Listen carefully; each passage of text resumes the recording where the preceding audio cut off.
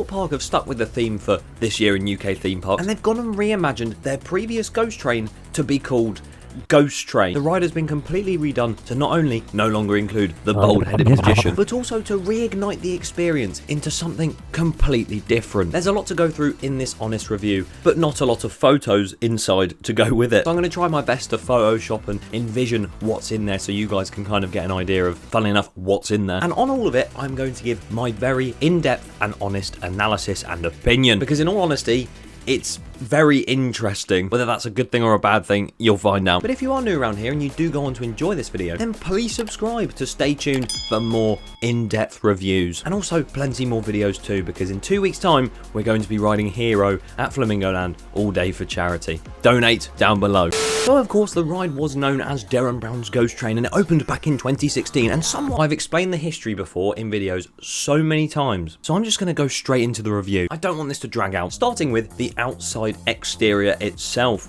What's it looking like? Well, the Thorpe Junction interface now has a lot more railway looking signs. You know, it was more sort of old-fashioned, just Derren Brown stuff, but now there's sort of customer notices, there's loads of different things in the sort of font and same format as normal network rail stuff. There's loads of Easter eggs, timetables, and honestly, the outside is a much big improvement. That doesn't make sense. Rather realistic and rather nice. The layout of that queue line and the batching area is very similar to that, well, it's the exact same to that of Derren Brown's Ghost Train. But from there, you'll be happy to know that the ride completely changes for the most part. Before I go into it, I may as well give a spoiler warning, because I haven't done that yet. Spoiler warning, guys. But that room there is so much better than it ever was before. It's been painted this sort of deep blue colour, and it's got all these signs around, and it's sort of this waiting room for the trains, and there's this really cool like train time flippy board, like a ticker board, that's it, train flippy thing, sort of just above and to the right of where the pre-show actually is. And that at the start goes through like no phones, and then eventually throughout the pre-show it just says last train. You're gonna hear that a lot this video. An actor comes in and briefs you on some stuff, and then the pre-show begins. And I can't lie, there is a dapper looking man that comes up on the screen. It's the same thing as Derren Brown's Ghost Train with the mirror, so it looks like he's there but he's actually not, but it's projected. And he talks about the believers and the rituals in the crypt, which I'll get onto. And there's an emphasis on the chapel station is closed. Even the actors outside were saying it before the opening when we were waiting there for absolutely forever, and I got very badly sunburned. Oh god, that's really bad. But it is what it is. And then he disappears in a cloud of smoke, and you know, I kind of wish I was just there and just saw Derren go boom. You then follow an actor through to the train room. There's a little bit of theming on the way up to it. There's some TV screens, and apparently there's a VR headset on the shelves in there, which is a nice little hint and Easter egg to an old ride called Galactica. You go left into the train room, and this is where it looks really cool. As you can see, I've poorly photoshopped it, but the train is more blue and sort of run down, more like a tube train than it was a Victorian carriage before. And the sort of bridge that you take has a train track underneath, electric boxes, staircases and tunnel entries going over it. And if I'm honest, they have done a solid job, considering they had to remove the mirror effect, because I believe that was Derren's idea, so you can't really take it and keep it for yourself, can you? As much as it's a lot less impressive, it still looks amazing, so thumbs up on that part. But then I'm afraid that thumbs up goes to more of a thumbs down, because this is where my first criticism begins. You go onto the tube train and this bit is still amazing. Like, you go on and it's a lot more rundown and creepy, you know. It just sort of reminds me of when I'm in London on the actual tube. It's very dingy and low lit, but then you begin your journey to the middle section, the first train journey. The section of travel from the train room to the underground train station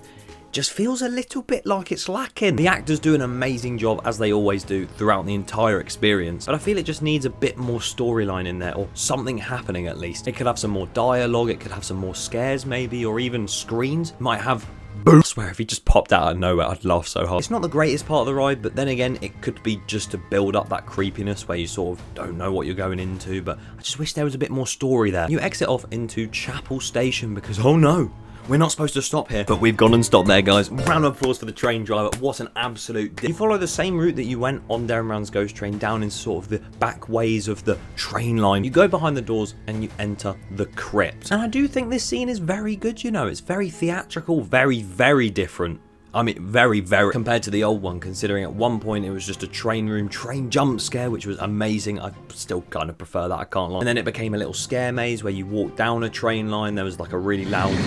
That's completely changed now. As explained in the pre-show, the believers used to go down to Chapel Station or something like that, go into this crypt and like summon this evil soul or something. You stand around and there's this podium that has a sarcophagus on it. What a big word. It's basically a massive coffin. There's 3 statues around the room. There's some tombstone looking stuff and loads of stone skull props in the chandeliers and also somewhat on the walls. I've kind of brushed over the walk into that section because it's literally just black walls and the entrance to it feels like you're going on 13. But that main room is decent. You have an actor talking to you. There's 2 in there, along with 1 hooded man. Ooh. Some cool effects happen, like the coffin opens up, there's loads of smoke. There's even something that flies over your head at the top and flashes up. I didn't see it on the first run, so make sure you're looking up. There was some top-notch dialogue, and again, the actors did an amazing job. And the scene itself was great, although I would rather prefer they brought back that original Dubagata train jump scare where it would come around the corner when you're all gathered around it and it would sort of smash in, and it was such a good scare, but they got rid of it. But still, it's a nice change. Once the main actor speaking has just been demonified, the experience continues through to the next journey back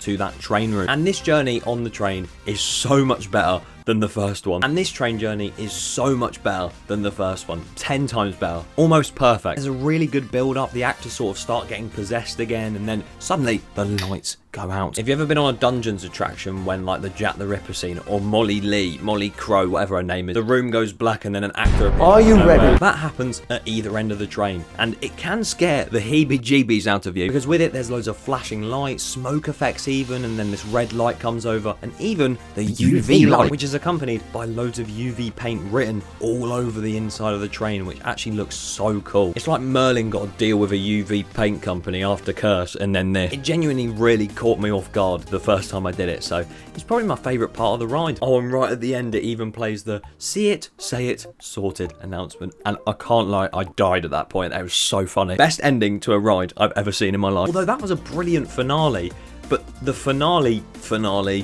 was very underwhelming. If you remember from Derren Brown's version of The Ghost, at the end there was a fake shop. It's back again, but worse. Just didn't hit the same, I can't lie. It's the exact same layout of room with the sort of merchandise on the side, and then you've got the platform in the middle where he used to go, shh, keep it a secret. And suddenly, oh no, we can't go through to the cafe because there's been a spillage. What a shame. Room starts shaking, everything goes dark, there's orange lights coming out the floor, smoke puffs out the walls. It's, oh my god, it's building up to a massive scare. And on the platform runs out a Thorpe Park staff member. I'm not gonna lie, I laughed. Surely there's got to be a costume they can use in that bit. God, I pray. It's still a little bit scary if you don't know it's coming, but to see the person that you've just had tell you there's a spillage come out and just wave their arms around at you, And then you head out to the shop and the Last Call Cafe. So my personal favourite parts are the pre-show, because I think the pre-show is absolutely perfect for what it's trying to do. I absolutely love the look of the train room from the outside, and then even inside the train, that looks really cool. The crypt section was good, but it just felt like the dungeons. I wish they could bring back the old train. And the second journey as well, that was perfect. It's purely that first train journey, and also sort of the end. I wasn't too much of a fan of. The actors themselves in there, amazing. So high energy, so into the script and into the story. It was beautiful. But because of those sections I wasn't too much of a fan of, theming and scene-wise, I'm going to give it a 6 out of 10. It's an improvement on Derren Browns Ghost Train, but I think there's still more improvements to be had. If you have been on Ghost Train, let me know how you found it in the comments below, and make sure to subscribe. Good night.